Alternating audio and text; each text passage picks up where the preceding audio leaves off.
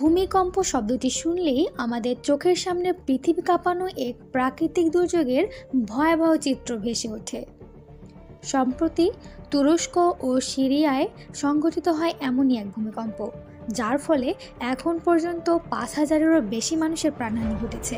তবে এই সংখ্যা ২০,০০০-এরও বেশি হওয়ার সম্ভাবনা রয়েছে বলে মত প্রকাশ করেছেন জাতিসংঘের বিশ্ব স্বাস্থ্য সংস্থা হু। কিন্তু কি এই ভূমিকম্প, আর কিভাবে বা সৃষ্টি হয় এই ভয়াবহ প্রাকৃতিক দুর্যোগটি? সুপ্রিয় দর্শক, চলুন ওয়াইল্ডোলজি বাংলার এই পর্বে ভূমিকম্প সংঘটিত হওয়ার পিছনে যেসব কারণ রয়েছে সেগুলো জেনে আসি।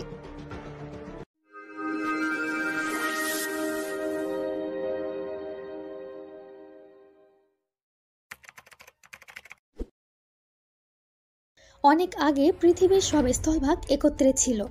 পৃথিবীর উপরিভাগ কতগুলো অনমনীয় প্লেটের সমন্বয়ে গঠিত বলে ধীরে ধীরে তারা আলাদা হয়ে গেছে। এই প্লেটগুলোকেই বিজ্ঞানীরা বলেন টেকটনিক প্লেট। টেকটনিক প্লেটগুলো একে অপরের সাথে পাশাপাশি লেগে থাকে। কোনো কারণে এগুলোর নিজেদের মধ্যে সংঘর্ষ হলেই তৈরি হয় শক্তি। এই শক্তি সিসমিক তরঙ্গ আকারে ছড়িয়ে পড়ে। যদি তরঙ্গ শক্তিশালী হয় তাহলে সেটি পৃথিবীর উপরিতলে এসে পৌঁছায়, আর তখনও যদি যথেষ্ট শক্তি থাকে তাহলে সেটা ভূত্বককে কাঁপিয়ে তোলে। এই কাঁপুনি মূলত ভূমিকম্প। বিবিসি ও আল জাজিরার প্রতিবেদনে বলা হয়েছে, কোনো স্থানে ভূকম্পনের জন্য ফল্ট লাইনের বড় ভূমিকা রয়েছে। ভূত্বকের বিশাল খণ্ডকে টেকটনিক প্লেট বলা হয়, আর দুটি টেকটনিক প্লেটের মধ্যে থাকা ফাটলকে বলা হয় ফল্ট লাইন।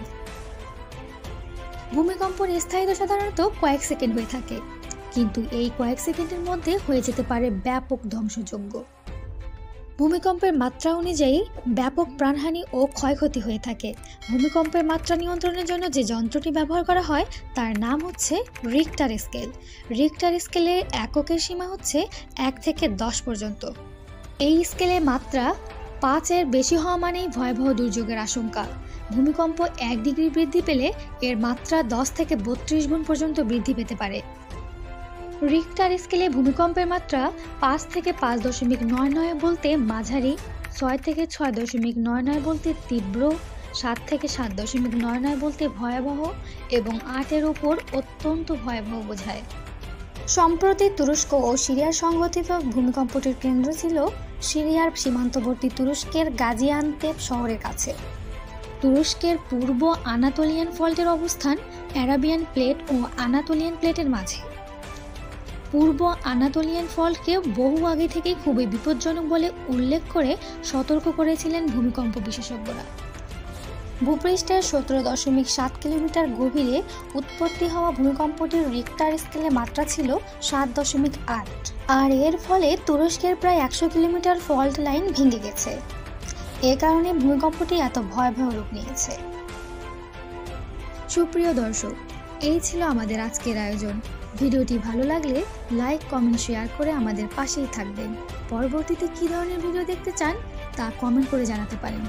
ধন্যবাদ।